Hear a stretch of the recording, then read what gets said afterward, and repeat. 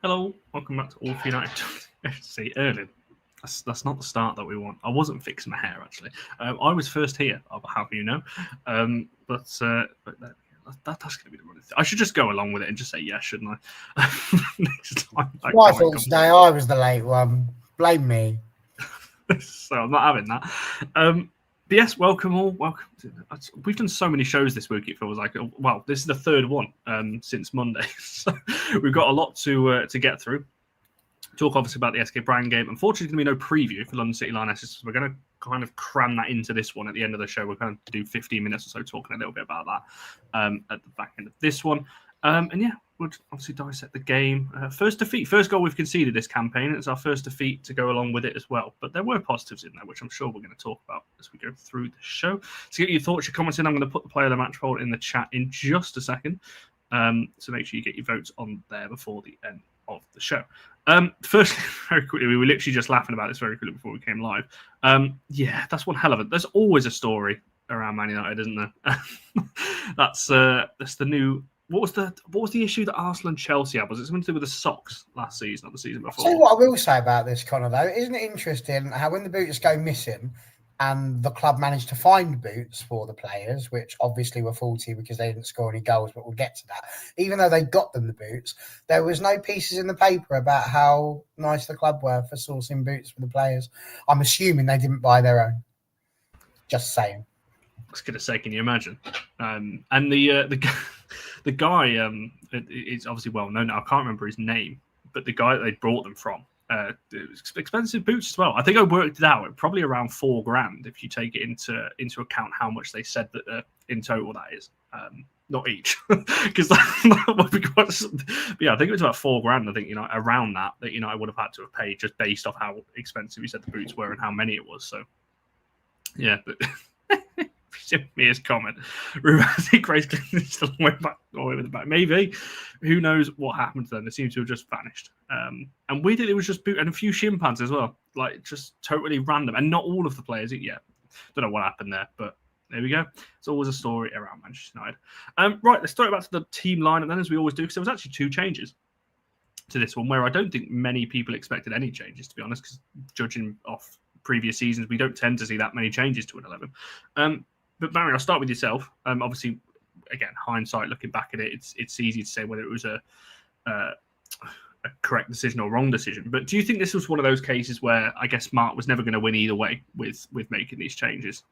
Because for people who maybe didn't see, Lisa Nelson came in for Zagotti Olma and Jess Park came in for Selena Bizet-Burnham. But do you think it's that more of a case? Were you happy with the changes? What did you kind of make on those two?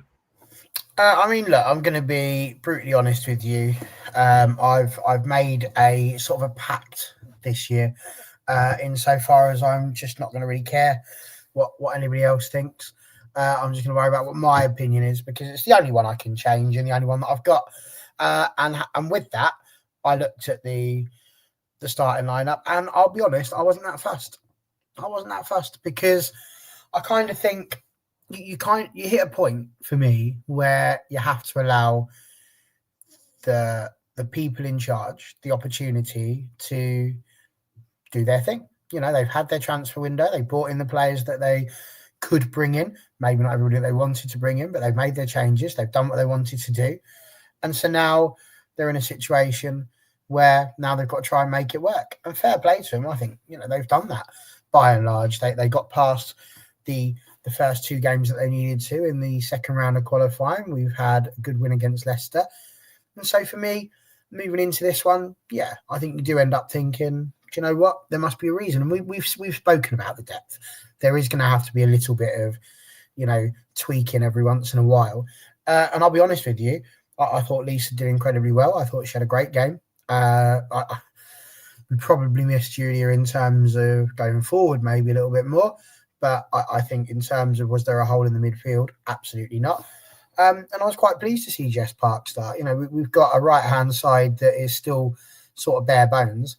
So for me, I was actually quite excited to see what Jess Park could do. And after watching her for about 10 minutes, I was even more excited with what Jess Park could do. So, I think that's actually quite a good thing. We talk about giving players the opportunity. I think that's exactly what Mark Skinner's done there. He's given a couple of people an opportunity, and fair play to them. I think both of them took it. And now the real big question for me, which we'll obviously talk about a bit later on, is, has Jess done enough to win the shirt? Has Lisa caused a bit of a problem for Julia? Who knows? This is the sort of Manchester United drama I want to read about, not their boots. That's a good way of putting it, actually. But yeah, so same question to yourself before we talk about the first half in particular. But yeah, are you happy with those changes? Surprised? What were your kind of thoughts on those two? Yeah, I mean, to be honest, after a lot of what we have seen previously, I'm never really going to complain too much about rotation because we don't see it all too often. I know we're quite thin on the ground, but yeah, so I wasn't necessarily mad at it. I think I was maybe a little bit surprised to see Nelson come in. Obviously, she's only really just back from injury, and given how good we've seen Zigiotti be. But yeah, exactly as Barry said, like, it wasn't bad by any means. She put in a really great shift. Yeah, that foul was probably the only thing you could criticize her for, and even then, it wasn't terrible. So yeah, and then in terms of Jess, I think, especially with how thin on the ground we are with wingers, having that competition on the wing is just brilliant. I think that's exactly what Celine needs, a bit of competition for her place. And yeah, having watched everything Jess did, definitely not complaining about that. I think it was quite nice to see. So yeah, pretty happy with the changes, to be honest.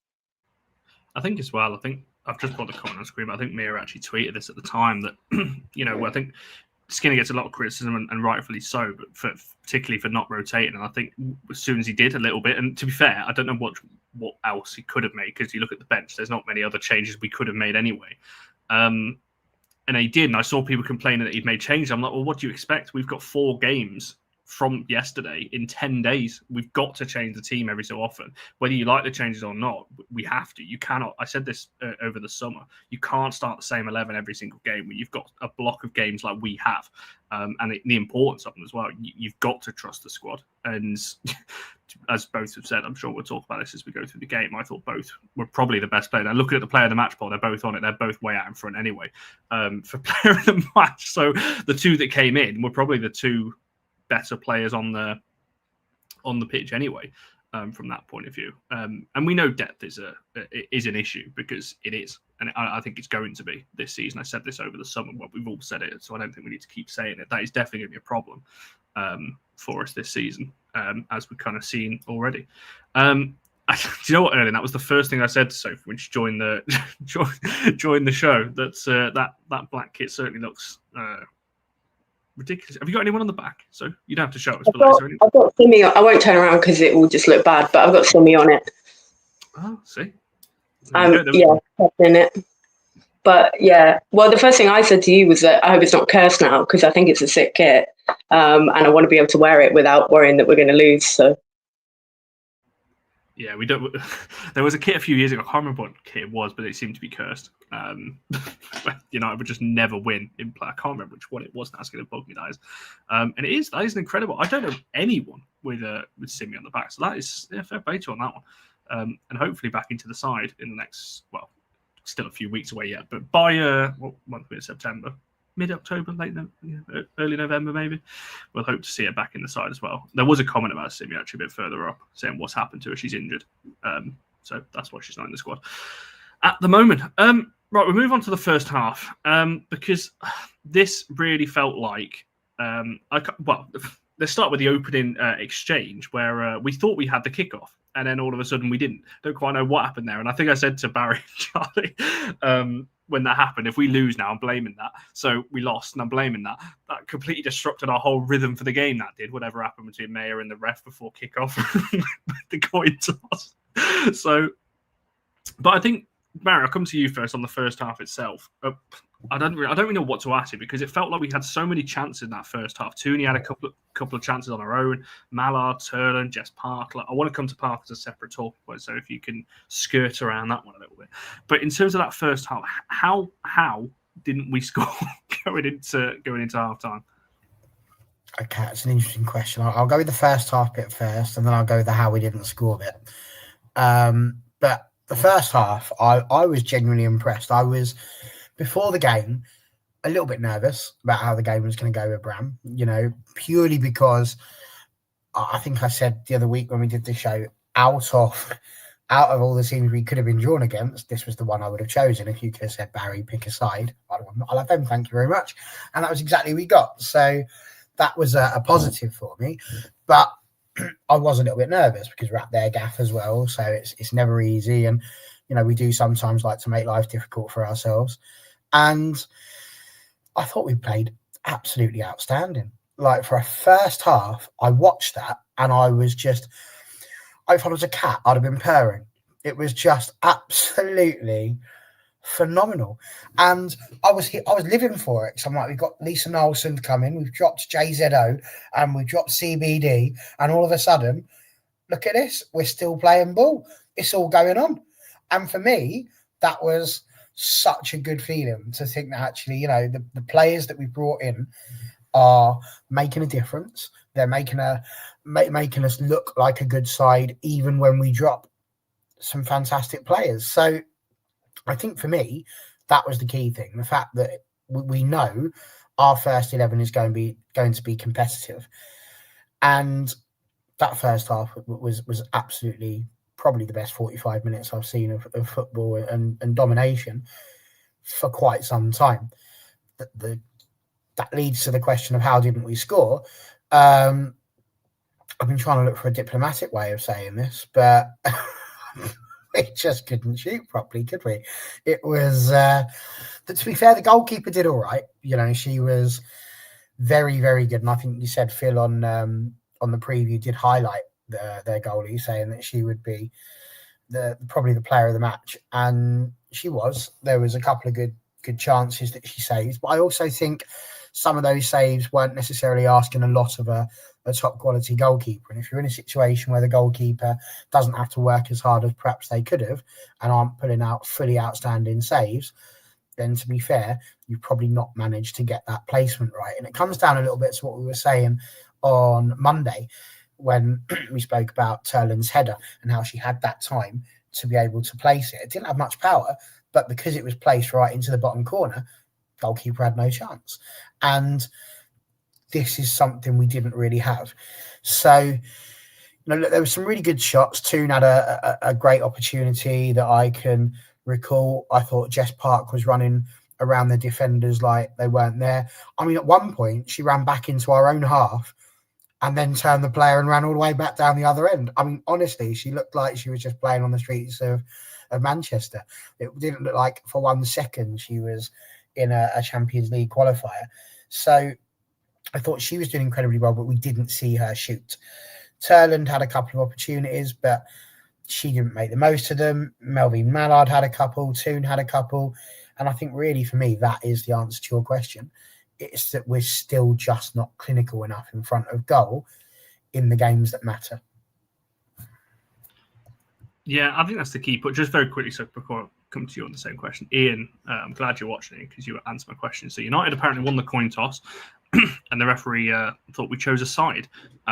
Therefore, Brann got the ball from kickoff, which was obviously clearly confusing to Mel Letitia because she was going back and forth with the ref for a good 5-10 minutes after that. It was still going on about it as kind of play was continuing. So clearly confused her on that one. Sophie, over to yourself in terms of that first half. I guess some of the build-up players have been mentioned was clearly good because we were creating the opportunities to get into the areas, but just couldn't quite score and get the early goal, I guess. Yeah, it's tough because, I mean, honestly, my thoughts are pretty much exactly the same as Barry's. So I'm just going to find a way and try and word them differently, basically. But yeah, it was nice football to watch. I think in previous seasons, we've seen quite scrappy passing, quite, messy stuff trying to get into the final third. But it's the way that we're playing football now, it's just so fluid. And we've spoken a lot previously about Hinnie and Siggy lining up or linking up, but obviously she wasn't on the pitch. And instead this time I found it's hard to just pinpoint one partnership that's so well, because all those kind of front 4, 5, 6, they just link up so well together. the fullbacks as well. And it's just so fluid, so dynamic. The way we're playing the ball, passing the ball, finding space, on and off the ball, pushing forward. Like, it was just nice football to watch. And yeah, like, it's just a shame we didn't score, because some of those chances were like not even just like, oh, we should have scored that. They would have been great goals if we had.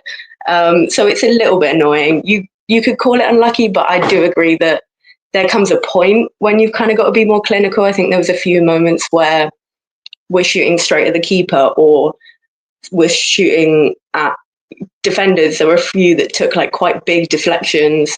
And so I think, yeah, just being a tiny bit more clinical in that final third, just, is it the right time to shoot? There was a moment where Mallard shot just straight at the keeper, and Toon is just in miles of space, like very close behind her. And it's just, I think, just working on stuff like that, just that final finish is what we need to work on. But yeah, other than that, it is a shame, because we did dominate that first half. So I think I'd also add the crossing wasn't at the level it needed to be at. We know that that Mel isn't necessarily the best crosser all the time, and Jess didn't seem to have too much of a crossing bone in her body, really. She was too busy going around everybody and then trying to find that last pass, which I had no dramas with at all with that. But Jade wasn't able, I don't think, to get the crosses in. She seemed, we were talking about this in our chat, Connor, that she seemed to be a little bit deeper than usual, so therefore the crosses were coming in from a bit deeper, and that they just didn't seem to have the accuracy that they had in the game against Leicester. So I think for me that was a tricky thing as well, seeing the crossing wasn't quite where it needed to be. And it is one of those, I'm sure somebody's put in the comments talking about that skinner ball, they were calling it, I think, but the good point they're making there is that if the crosses aren't working, you do need to try something different. And I think my biggest thing was I kind of wish Jess Park had just let one fly, because there was a few occasions where she had got herself around a few players, and you maybe wanted something a little bit more selfish. But there's a great layoff that she had to Ella Toon, and that one was well saved. So, Tooney probably had our best chances and forced the goalkeeper to do more. But the first one I was talking about, I think, took a deflection, but it was so weak onto the floor. And it's just, you've got to make them work harder. This is Europe. It's one thing to try and do this in WSL. You're not going to get away with it in Europe. You've got to, this is the best of the best. And so you've got to bring your A game. You can't be hoping that, it's not like Joseph and the Technicolor Dream, any shot will do. No, it's got to be a good one. I think that's the key point to make as well. I said this after the Leicester game, that I wish we'd just shoot from the edge of the box more. Jess Park in particular, she's got one hell of a shot on her, and I don't know why. Like, there was a couple of occasions she'd get past a few, get into the edge of the box, and then just wouldn't shoot. The only time we actually shot really from the edge of the box was Janssen, where she drove forward, did a little 1-2 with Mallard, but again, shot straight down the middle. I know the keeper kind of parried it out, and Park tried to get there, but like, that's another chance. Like, she put that in the corner, that's probably going in. But again, it was straight down the middle, and I don't know why we're not just pulling the trigger a little bit, because these players can hit it. We know that they can. I said this to a few people after the game yesterday, because I saw a lot about this is the standard. We know these players can finish. Turland's not scored this many goals already because she's a bad finisher. She had an off day. I think those two headers she had, she's got to be hitting the target with at least one of them. One flew past the post, and then one went over the bar. She's got to hit the target with one of those. And I just think that was the case, or the theme of the game. I just think too many players had an off day in front of goal, but a good game overall in terms of the performance. And I think what Becky said there, it's almost scary, actually. If anyone who watched that preview show, pretty much everything Phil said was spot on in terms of the key player for SK Brann was going to be the goalkeeper, and it was. The way that they had set up was almost exactly the only player he got wrong. He thought Maria might be starting, but she didn't. But in terms of the setup, everything was correct. He was right about the weather as well. He said what the weather was going to be like, despite other forecasts there as well. So I think everything was pretty spot on from that point of view, and it is something we've struggled with for a while. And that's a question I want to come back to. I've got a question. We'll go for it. Were you stood by a flag? But United fans were in the corner, to be fair. That's what I mean. But I just wonder, because there was it's only a handful really. You weren't seeing hundreds down by the front. But I just wondered if he was by a flag and sort of near the front. So if you could let me know, Ellen, that'd be lovely. Because if so, I think I might have seen you. I'm going to remind people again about the player of the match poll, because this is so much closer than I thought. It's 3 players within a couple of percent. So if you haven't voted, make sure you get your votes on that, because it looks like every vote is going to count. We've got a dead level tie at the moment for third, and then second place. There's now 10% between the top 2 and third. So it's going to be close for this one in terms of player of the match for the SK Brann game. But in terms of something you both mentioned, Sophie, I'll start with you first in this one. You mentioned that we've kind of seen this a little bit before. Is that a slight concern that, as good as we look defensively, and I know we conceded, but again, defensively, I thought we were pretty solid again in the game, but we do seem to have a reoccurring theme of breaking teams down when they sit back like SK Brann do. Is that maybe a little bit of a worry for you, that this isn't just a this season thing? We saw it last season. I think we were talking before we came live, the amount of match reaction shows we did last season where it was like, if only we took our chances early on, we'd have killed the game off or anything else. We didn't. We got punished and everything else. It feels like I'm saying the same thing again that I was saying a year ago, with its different kind of players as well. What's your thoughts on that one? Are you concerned at all, or do you think it was just one of those games where it's just an off day for a few in front of goal? I think it's hard. Like, I'm not terrified. I wouldn't say it's like a huge concern, but I do think if we want to be competing, against top teams, and we played brilliant against Leicester, but when we're playing against Chelsea, Arsenal, those kind of playing against Leicester. Okay, you missed a few chances, but you still scored. Like, that's all well and good. But against those better teams, or any Leicester fans. Against those top teams, or against teams that are going to really sit back and really defend, where it's much harder to break through their last line, those chances are way harder to come by. And so I think it's like, you have to capitalize on what you have. I think it links into like the other concern, which is when we kind of eke out these games that shouldn't be as hard as they are, like your 1-0s against teams below you in the table. And it's all stuff like that, where it's like, we just need to capitalize on our chances. And if we can't do that against teams like, I keep mentioning Leicester, but like, I know Brann's a great team, but if we can't do that against smaller teams, how are we going to do that when we really want to compete in the, so it's a bit of a concern. It's not the end of the world if we can get around it, but I do think it's something we'll continue to struggle with unless we find a way to get around it. So I think Soph makes the point, Barry. I think this was one of the messages I sent to you, that this is just European football. Like, that's just the level. You don't take your chances. This is what happens. As Sophie said, I think you can kind of get away with it in games in the WSL, particularly against the bottom 4, 5. I think you can probably get away with it. In Europe, you're not going to get that. You're not going to get those kind of chances. I think we'll get the chance again, and we'll come back to the second leg towards, in just a second. But I think it was great to see, as we said, the attacking play I thought was brilliant. Some of the interchanges were exceptional between Park and Toon and Mallard, and I thought, and even Sandberg as well joining the attack. There was a brilliant chat. I know I'm throwing a load at you here, but the chance I really wanted to go in was the Sandberg pass that split in between the right back and the centre back that Mallard then laid off to Tooney with the first touch, and it's like one touch shoot and he pushed it over the bar. That's the one I wanted to go in, because that would have been an exceptional goal, because it's a brilliant pass by Sandberg to start it off. It's the same kind of question really in terms of, are you noticing a bit of a theme? Do you think it was just one of those? Like, where's your kind of head with this whole, I guess, finishing thing? So I actually remember you did the stats on this years ago about our shooting and everything else. But what do you reckon on that one? I think this is the thing, Connor. It hasn't really changed in the grand scheme of things. I don't think our number of shots compared to, or shots on target, and our number of shots when you compare them together. Like, anyone can have a shot, but it's got to be meaningful and purposeful, and it needs to be on target as often as you possibly can. And I know that is such a simplistic and basic thing to sit here and say, but ultimately that's why you're a professional footballer, and I'm not, because you're paid to do that in the same way that I'm paid to teach, and I can't just walk in and just make jokes all the time and have a laugh and make sure the kids are entertained and go home, because ultimately if they don't know how to use relative clauses, that's my fault. So you hit a point where I don't want to come across like Roy Keane, but you've got to do your job, and your job is, if you are up front for Manchester United, is to make the ball hit the bloody goal. That's literally what you've got to do.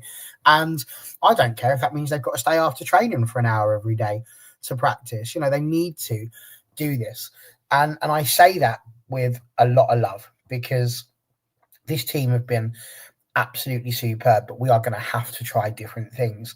We have consistently struggled whenever a side sits back that little bit more. Now, I think Brann were probably a little bit shocked, actually, because you certainly heard them saying on the commentary that they like having the ball, they like having the possession, and they tend to have the bulk of it, especially when they're at home.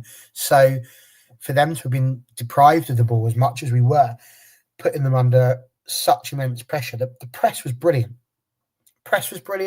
The interplay was brilliant, but it's that final ball and that final decision. And I think you have to be at a point where you become a little bit unpredictable.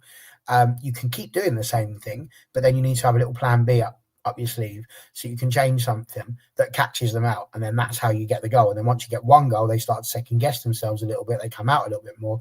Then invariably you can get 2, 3, 4. And I kind of think that's where we are.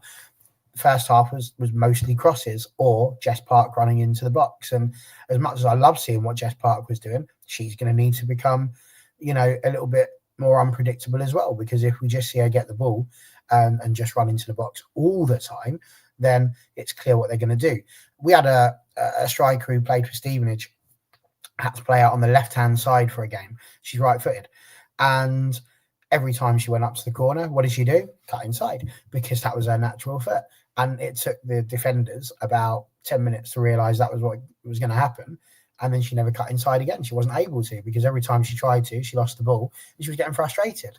But that's tier 5. We're here in the Champions League. These are people that need to be able to do something a bit different. Is it not just run into the box and do a cutback? Is it that run into the box and now we're going to have a shot? We got to a point where it was quite predictable. Going down the left-hand side, we're going to go to the byline, we put it back. There was a pass from Anna Sandberg that they all went was absolutely brilliant, because it was going for Toon, but Toon wasn't catching that in a month of Sundays unless Melvin Mallard backheeled it, which he did. And then, of course, she gets the shot. So we've just got to have it's all there. The intensity's there, the tempo's there, the press is there. Everything they need is there. But they've got to be a little bit more accurate as well. Some of those cutbacks were just poor. They weren't to a position where the players can make the most of it. And if you can't be accurate with that ball, then you're really making it difficult for the person that's shooting. And they're the one that ends up potentially with the egg on their face, looking not quite as good as they could. So, it's not something I panic about, but it's happened. We mentioned when we play Leicester, I can distinctly remember a 0-0 game against Leicester that we just about managed to win at the end. Poor old John Neville. I remember him being sat just opposite. Man, this guy is the quietest guy you'll ever meet in your life. But my God, on that day, it looked like Satan himself was inhabiting his body, because he was like, oh my God, why can't they score? He was properly going. So, genuinely, I just think we do need to do that little bit more. And, like you say, we will get away with it a lot of the time. But this is part of the reason why teams like Chelsea seem to push ahead of us at times, because they have that clinicality and they do come to us and score 4 or sometimes 6 goals. Whereas we'll turn up and we have a regular amount that we tend to score.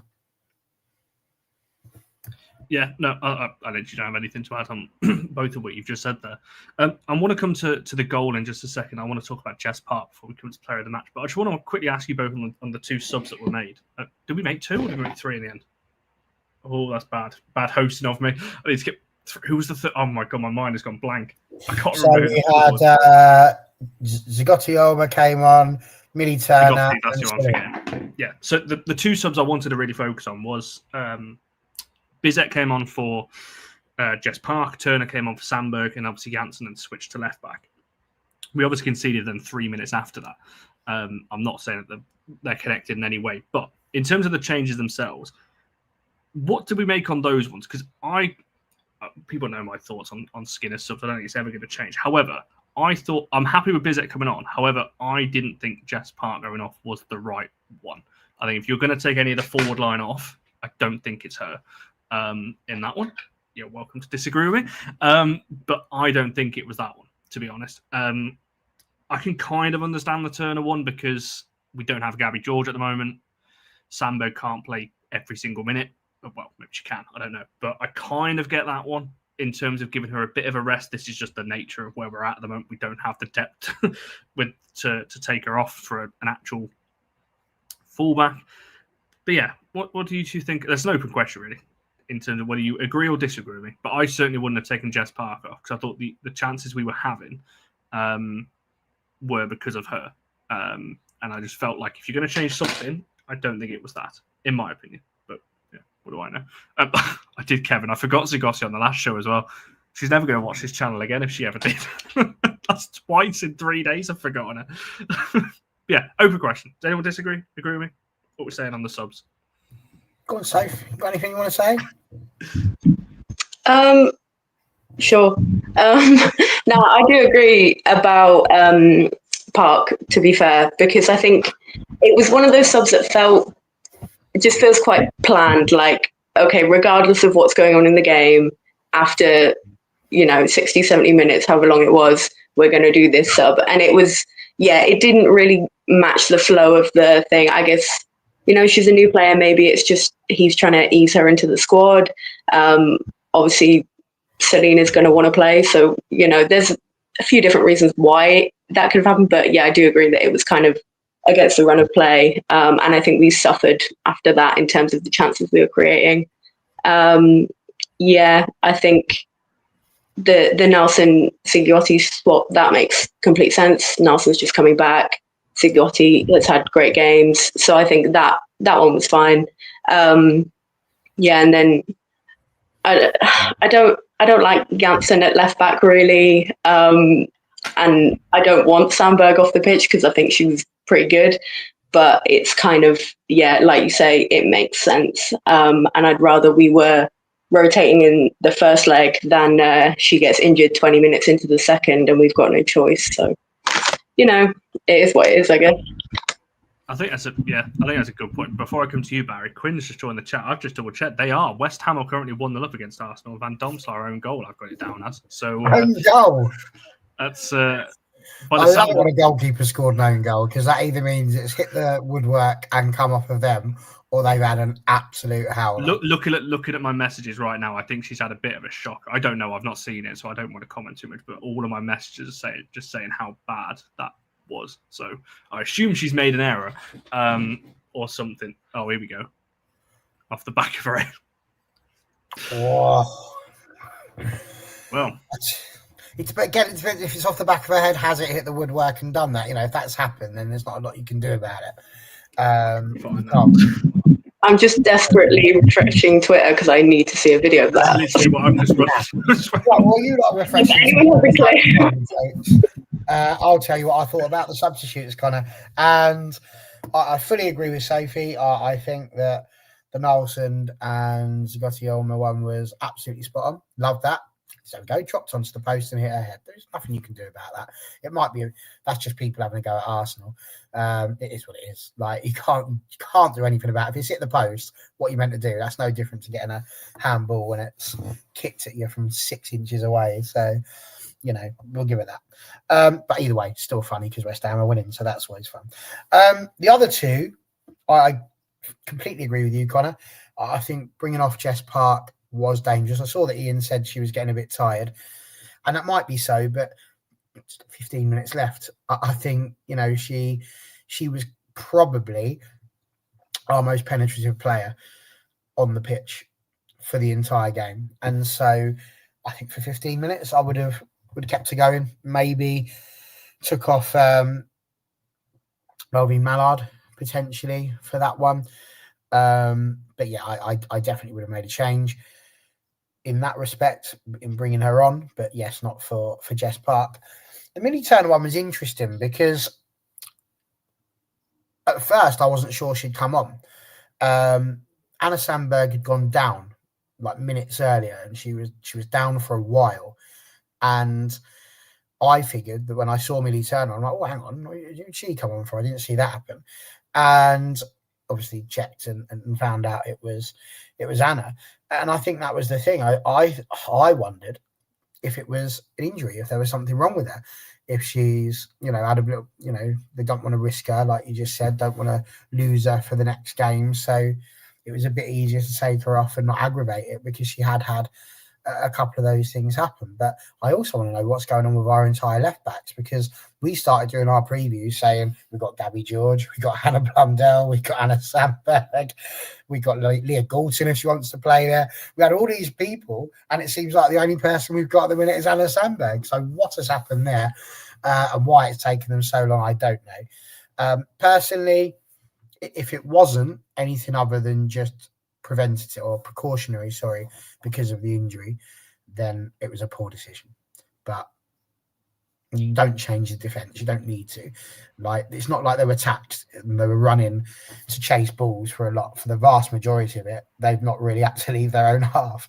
It's just been I think at one point, I can't verify this, but I think at one point, Maya Letitia was sat on the goal line having tea with Fallon Tullis-Joyce. So I don't really think it was that vital that we changed the defender. So I'm going to give him the benefit of the doubt and say it was precautionary. Yeah, it's a strange one. Just very quickly, I have just watched that Van Dom start. It is definitely an error. It's a cross that comes in. She goes to catch it, drops it behind her, it then hits the post and off the back of her head. Well, in that case, laugh away. That's really poor. If Fallon's ever do it, Fallon would never do that. But if a United keeper, well, I say if, we've seen Onana do that for the last 2 years. We have seen stuff like that, but for the men's side. But yeah, so there we go. But yeah, and especially as well because you don't change the defense. I think speaking of the men's side, Amorim gets criticised for this a lot, that he changes the backline all the time. And it obviously disrupts things as well. I don't want to see that for the women's side either, just because you feel like you have to bring these players on. I get it for, I guess, precaution and things like that. But yeah, I don't want to be seeing this as the season goes on when we get a fully fit squad back together. Right, let's talk about the SK Brann goal. It's the first goal we've conceded. It's a set piece. And the only time I really felt threatened by them, to be honest. Lisa Niles, just quickly to add on this one, there is definitely a foul on Turner about a minute before this happens, by the way, where she gets clattered into through the back of her. I don't quite know how it's not a foul. I don't think the whole stadium was stopped expecting a foul. I don't know what happened there, but that should have been a foul further up. However, flip it around the other way. Sophie, I'll start with you. What went wrong for you on this one? Obviously, Nelson gives it away. It's a good ball in, to be fair. And they get the goal. That it's typical, almost like smash and grab kind of moment there. Yeah, it's tough because, like you say, that was, I think they only had a couple shots, and that was one of them. Set piece, we should be pretty tight on defending. It's not like we've had a shortage of them to deal with in the past. I think the foul to begin with, maybe a bit silly. I would say that was a tactical one. And so it's not great when you concede from a tactical foul. But yeah, I think it wasn't, in fairness, it was a great ball in. The distance was pretty hefty, and it was a very well-placed cross. So it's not awful. I think what happens is, I think Stenovic just I think she's on Turner, and obviously Turner has only just come on, like maybe a minute before, and then it was Stenovic that scored, I think. She just manages to lose her just slightly, just finds like an inch of space, but it's the perfect space, gets right on that header, and there wasn't really much Fallon could do. So it's tough because it's not one of those where there's a glaring error and you can quite plainly say what the issue is. I think it's just, it's just, the basics, really, sticking to your player, watching where they are. But yeah, I wouldn't know how to really dissect that fully in terms of what we could have done better, because it just should have marked it. But hindsight's funny, isn't it? Yeah, no, I agree. I quickly brought Quinn's comment up as well. Man City are also losing. They're 1-0 down to Brighton. So this is turning into a little bit of a watch. It's like Sky Sports, this. We're doing our analysis while also keeping on. To be honest, Connor, I'm disappointed that you haven't got like streams to watch this. Yeah, you should have all the scores up, like BBC Sport. Get 'em So rolling you on the get ball. one of the games on your iPad, I'll get one on mine. And every time there's a goal, I'll put my phone up in I can just unmute it. Go! And give you a break. That's what we call it on a Friday. Got a question for me, Connor. Yes, it was about the goal. In terms of the one we could obviously I was going to say the goal, the one we conceded, like there was others. The only goal in the game, and yeah, just what went wrong really from your point of view on that one, because Skinner said this in the post match that thought we were the better side and just switched off on one set piece. That's kind of how I see it, to be honest. We just switched off from one set piece and there we go. And just very quickly, Ian did say about that one. I can well imagine it. If I was in the ground, I would have been a lot harsher on what I said. I think on that one, because it is 100% a foul. I think it's about a minute before the free kick that Brann get down the other end. It might have been a situation where it should have been a free kick, but we didn't get it. And there's no VAR. We can't do much about it. Listen, we're talking about a ref that couldn't even remember which side got the ball. So we can't really look too deep onto that. If I'm completely honest, it's not a foul that needed to be made down the other end. And then that's the most disappointing thing for me, is that you can't. I don't know how many times footballers need to be reminded it's never a good idea to bring down a player outside the box unless they are one-on-one with a goalkeeper if they get past you, a la Ole Gunnar Solskjaer against Newcastle. I think it was just absolutely swipe the legs away and just start walking the minute you've done it. If it's not that, then you really should be doing everything you can just to defend and not to give away the free kick, because the only way Brann were going to get past us was something silly like that. That was the only thing that was going to happen. And it did. I know that we had a few choice words together, me, you and Charlie. Soph says you can't, that she wasn't able to look at it. I will just say there were two players around their striker that could have headed it and didn't. And sadly, that was Mallard and Turland. You could argue that the defender was supposed to be there. She was around and wasn't really marking anyone. I will give you that. But there's two people in the way. They absolutely could have got tighter onto the marker. There's lots of things that could have happened. Fallon could have come out maybe, but why would you when there's two people stood there? I just think it's a miscommunication. We've all switched off and nobody was really sure of their responsibilities at that point, because let's be honest, we've not had much defending to do up to then, had we? So I just think it wasn't one of those where we had to sit in. We were probably, and Ethan Mannion actually mentioned this in commentary, the fact that because we were winning the ball so well in midfield, it gave you the confidence to just go forward. So I think everybody was just sort of in attack mode, really. And so they weren't expecting much. And I think as a result, they got caught out, got caught cold. I think that's the thing. I think I've not watched the goal back since yesterday, so I can't actually remember. But I'd love to think back, and I can't remember whether we do zonal or player-to-player marking, because it's definitely Turner's player when the cross comes in, and then as you said, the player kind of moves onto the back of Turland in between Turner and Mallard, and that's where the header eventually comes in. Turner still stood in the same spot when the cross comes in, so I don't know whether we do zonal or player-to-player. I don't actually know, but whichever it is, it was just an error all round. I think I agree. It's definitely, it shouldn't be giving away free. There was no need to give. She wasn't going anywhere in terms of where the player was going. It's definitely a free kick, and it's a good ball. To be fair, it's right into the middle. And like you said, maybe you look at Fallon saying come for that, but when you've got that line of defence there, you shouldn't need your keeper to come out and claim that. And we've just been done on a set piece. And I agree with the comment a second ago that True said. We're not great at attacking or defending set pieces. We haven't been for a while. And I think particularly, I'm going to say this again, because it is people are going to say I've got like an agenda against corners, but my biggest bugbear at the minute is our corners not getting over the first player. It is winding me up, because it's like I don't know how many corners we had in the game, but it felt like a lot. Two of them, I think, hit the side netting again. and the others didn't get over the first player. And it's just like, we're just wasting set piece. We may as well just do a short corner, which I actually don't like either, but I'd rather that. At least let's try something else than these corners that are just going straight back out to the taker every time, because it's just, I'm not a fan of that, because we're just wasting good opportunities, because we've got good headers of the ball, but we can never get it in the box to score from them, which is getting incredibly frustrating. Or at least change the taker. Although, I don't know who else would take them, but change the taker. Try something else. But yeah, that's my bugbear on that one. Right. Just to say, I actually spent the first 30 minutes thinking I was listening to Siobhan Chamberlain. It was only when he said something about it being Ether, I was like, what? Hang on. Because I didn't hear who it was. So there you go. The joys of being deaf. So I felt like I had 3 commentators. It was great. I think as well on it was good, to be fair. Of course, Arsenal scored. But yeah, no, it was good, to be fair. Having Ether on comms, that's for sure.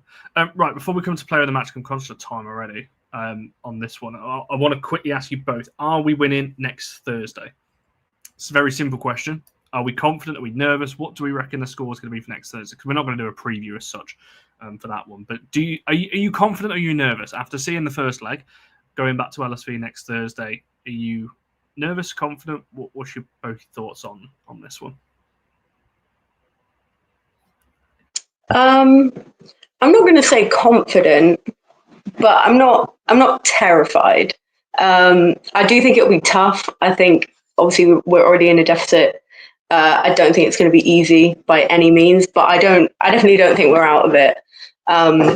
Hopefully we'll have the home atmosphere, which should be an advantage. And yeah, like I think the only thing I'm maybe worried about, which we've already mentioned, is obviously now that they're a goal up, they're almost guaranteed to basically just start with that low block, park the bus from the get-go, basically.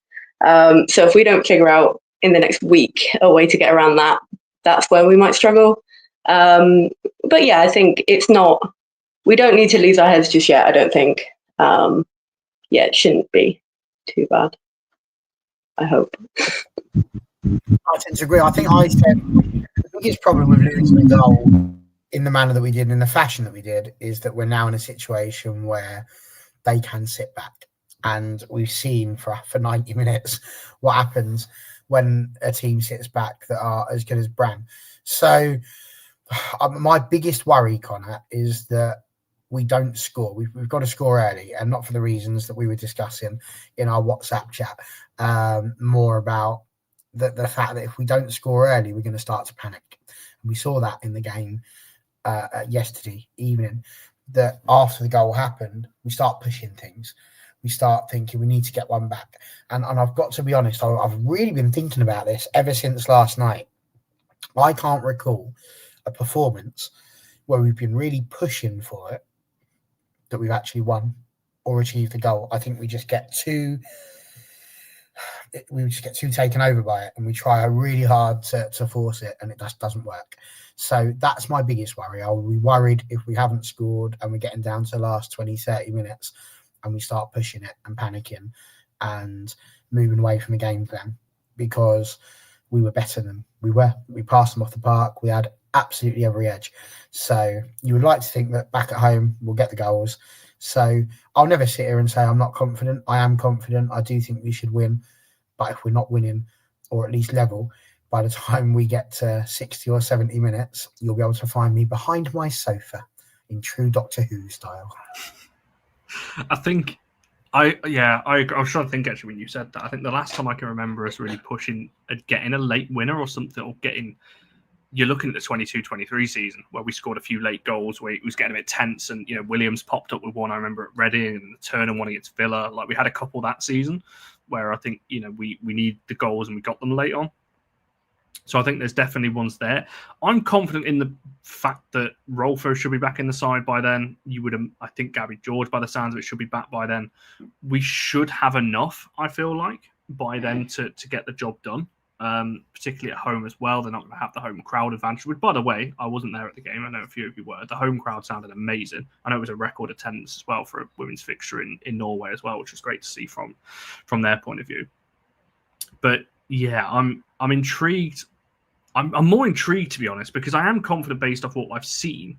However, I think I'm kind of skipping to the London City Lionesses bit here, but I think a lot's going to depend on Sunday. I think if we need to almost win on, well, obviously we need to win on Sunday, but I think if we can go into Thursday with confidence, then I just worry if we don't win on Sunday, then we're going in with 2 back-to-back defeats, going into a game where we need to win and score in, obviously, we need to score 2 to progress anyway. That worries me a little bit. So I think a lot actually rests on this weekend and getting that confidence back in the side. They know that they can score and obviously get the victory. What worries me about London City Lionesses? They've got someone who can take free kicks and corner kick. We're saying we concede from set pieces. Could be 10-0 to London City Lionesses if Katie Zellem's on form. So that is something we're going to have to watch out for when it comes to that one. Right, I want to come to player of the match because I want to get this wrapped up in just a second. I'll ask you both for your player of the match. I'm also going to ask you a follow-up and ask you on Jess Park's performance because I think a lot of the online reaction was about her and how good she was. It was her first start for United. Sophie, 2-part question. Jess Park's performance and also who your player of the match was. Well, they tie in perfectly, so I'll answer them at once because she would have been my player of the match. I think just really exciting to watch, actually. I think definitely we've been crying out for wingers for a while now. I know I was all transfer window. But I think, it was just really exciting to watch. Her pace is extraordinary. And I think we've got good wingers, but there's not many that I would call proper pacey. And I think Jess Park kind of has that. So that was really fun. I think how she moves with the ball is just really nice to watch. And it's quite exciting. So I'm pretty pleased with her performance. I think it's really interesting to watch. I'm hoping that I know we talked about she was great, but when you watch the highlights back, she's never involved in that final touch. It's always she does all the build-up work, which is fine if someone's finishing it. So like we touched on earlier, it would be good to see her just fire some shots away. We know she can score because she did it against us, but so I think I'm hoping that she'll just, as time goes on, she'll get a chance to kind of get a bit more of those partnerships and a bit more of that link up with some other forwards, with Jade behind her if she stays on the right. I think it was nice to watch. I think it's something different. It's going to give Celine competition on that right as well, which is definitely good. So I was skeptical about signing at first, I won't lie, but I'm starting to feel like we actually got quite a good deal. Couldn't get myself unmuted then. Barry, same question to yourself, because I know you were a big fan of Jess Park yesterday in this particular game. Absolutely that. I think Jess Park was just unbelievable. And I think what was so nice about it is that, as the world knows, Katie Zellem was my favourite Manchester United player. And then obviously she left, and I've had a season of mourning where I refused to have a favourite player. I just loved them all equally. And Jess Park sort of got me out of my mourning period, because you sit there and look at how she was performing. It was just edge of your seat stuff. Like every time she picked up the ball, you were like, oh, hello. And you can see her getting into the box, and then she's just changing direction. I'm going to go back towards the corner flag, and I'm going to come back over here again, and I'm going to do a little back heel. And honestly, you're just like, oh my God. And it was working as well. You know, it's not like when they do it and you go, oh, for God's sake, you lost the ball. What are you doing? She was just honestly a magician with the ball. And I loved it. I was just so pleased to see her perform so well. And I wouldn't quite say I got to the point of saying Cillian who, but I very nearly did. So I think we may have potentially uncovered Barry's new favourite player at the club, which is lovely. So obviously I will now hear no Jess Park slander, regardless of what happens, even if she scores 4 own goals on Sunday. So superb. Just generally, it's so good, because like genuinely, who was the last player you saw at Manchester United who could do that? Well, I don't know there is one, is there? I've not I can't remember one off the top of my head because we've got more what I would class as traditional wingers that kind of get to the byline and cross. Golson on the left, Bizet on the right. Not that there's anything wrong with that, but this is certainly a different kind of exciting player that we've got, I think. As you mentioned, that one where she ran kind of back into her own half, did turn, and that took 3 Brann players out of the game, played the ball into Nelson, and we got an attack out of it. Again, it's just not something we've seen. And I think she knows when to release the ball at the right time, rather than just hang on to it as well. She had it where she went all the way across from the right-hand side to the left-hand side, played a couple of touches with Mel, and then Mel sent across him that was actually really good. had Jess Park been on the right-hand side where she would have been normally. And this is what I mean when you start talking about the crosses, is that actually that's where you need to have your footballing sense to go, I best not overhit this cross, because the player who should be there to pick it up just gave me the bloody ball right next to me. So perhaps I should, just sort of aim in the middle or pull it back because there's nobody really there. And Jade Riviere, bless her, is still dunking her bourbon in her hot chocolate. So, honestly, it was quite something. So, yeah, brilliant from her. And that's obviously my answer to player of the match. But I will say, I think there were 1 or 2 people that might have been a little bit nervous about Lisa Nielsen playing. I think she absolutely knocked it out of the park, and really good to see her do so well in her homeland. Yeah, I agree. And it was close on the poll as well. I ended the poll. Jess Park did win it by 8% in the end over Lisa Nielsen's. Hanata Miyazawa over 20, and Elizabeth Turner down there with it says 8, but I think that's 10% on that one. So it was closer than I thought in terms of player of the match. But yeah, certainly Jess Park is a worthy winner. I thought she was excellent and just exciting to watch. And I think hopefully that continues. And we've not even seen Freelina Rolfo in the side yet, which I think is an exciting prospect as well when she comes in off the left. Right, I've got one final question then, and just in terms of the London City Lions, it's a 2-part question really. In terms of any changes that you would want to see for the game, obviously we made 2 for this game, and just your score prediction for Sunday. Like I said, we know what London City Lions can do. They started well against Arsenal, but certainly it looked like they gassed out, to be honest. As soon as Arsenal got the goal back, it was almost just like that was that from their side. But they've signed an awful lot of players. Obviously, everyone knows the story. They spent a load of money. They're the big kind of talk at the moment in the WSL. So there's probably more pressure on them, really, than any other side at the moment. But yeah, 2-part question. So if I start with yourself, would you make any changes to the team? And also, what your score prediction is? The changes is tough because obviously don't want to wear everyone out before Thursday. We're quite congested at the minute. And I think before watching last night's game, I would have said, yeah, stick to what we had last time. But honestly, we've praised Nelson a lot. I wouldn't be mad about Nelson if she did stay in. I think I'd probably go for Sigiotti just because rotate them, but it's not a dire need. And then, yeah, I definitely want to see Jess Park, I think, starting on the right after that one. Yeah, in terms of score prediction, this sucks because I think there's probably no harder team to predict right now than London City Lionesses, because obviously I didn't watch much of them last season, but also they've changed pretty much their entire squad and they've bought all these huge players and then they've basically never played together. So I honestly don't have a clue. I'm going to go, I feel I'd have to say like 2-1 United, 3-1 United. Yeah, that's a light prediction that I'm throwing out there because I truly don't have a clue. I think we should win it. I do back us to win it. But yeah, honestly, not a clue. Zellum to score, we'll say that. Okay, following. Okay, I'd be a little bit annoyed if Lisa Nielsen got taken out of the squad. I've got to be honest. I not because I don't want to see Zigottiona play. I do, but I think people say we might put her in just because she's had her rest now. But I think especially with a small squad like this, it's really important that if you give players an opportunity and they take it, that you then show them that door is open.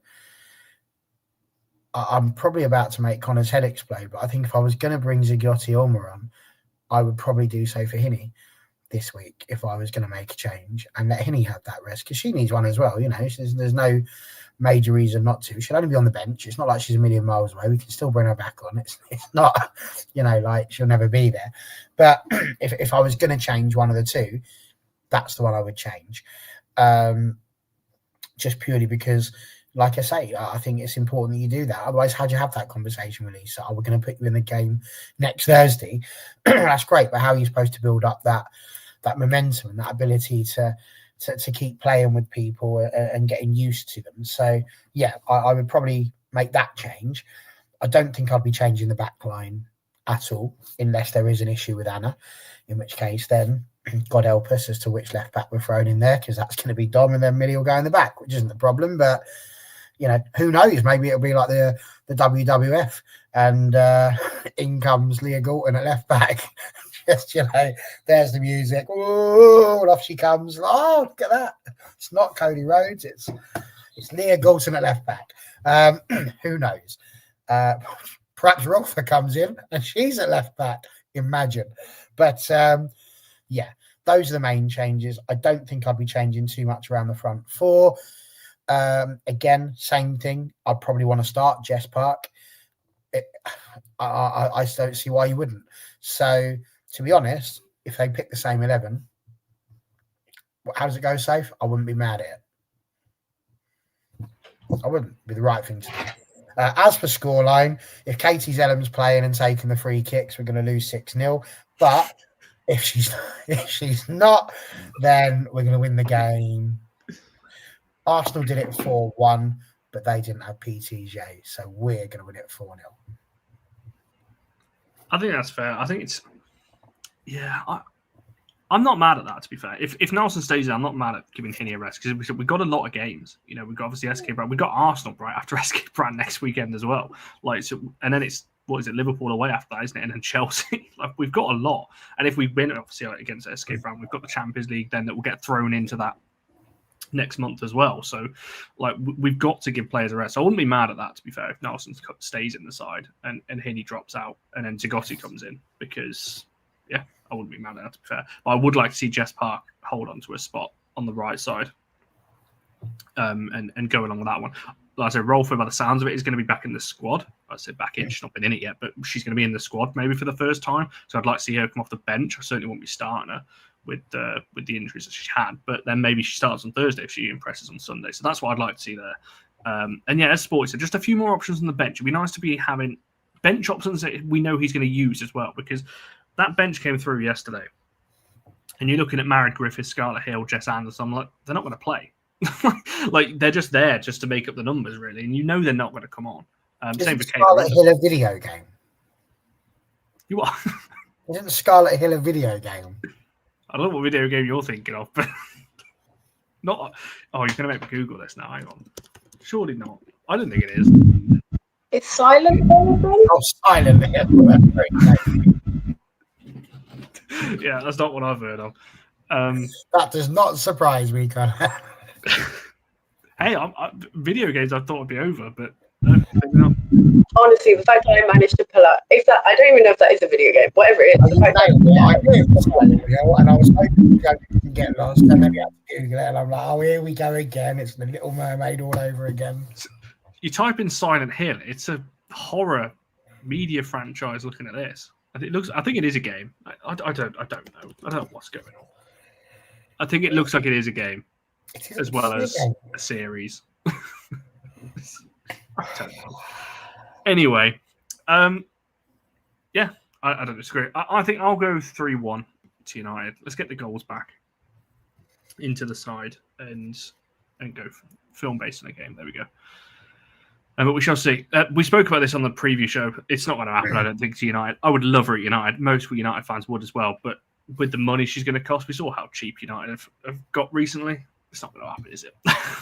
We're not going to pay the money that she is very likely going to go for on that one. And yes, it does sound like it is possible that those two will be on the bench for Sunday, which gives us a few more options as well. Right, we'll wrap it up there. because I know everyone wants to probably go off and watch the rest of the WSL games and our little hate watching of our rivals as well, who are both currently still not winning. So that's nice. You watch that. As soon as we come off here, we'll flick it on and they'll start scoring. So that's usually the way it goes. We'll be back on Monday for the match reaction for London City Lionesses, then back again the following Friday for the reaction for SK Brann, then a preview for Arsenal. We'll follow that as well. As I said, we've got a lot of shows and a lot of things coming up over the next few weeks or so. All of our socials, as always, are allforunitedwfc. Thanks to all of you in the chat for coming over on this Friday evening to have a chat with us about the game. If you go in on Sunday, enjoy. Hopefully, United get the 3 points added to the board as well. Make sure you like in this video and subscribe it if you're new around here. Have a good weekend all. We shall see you guys in the next one.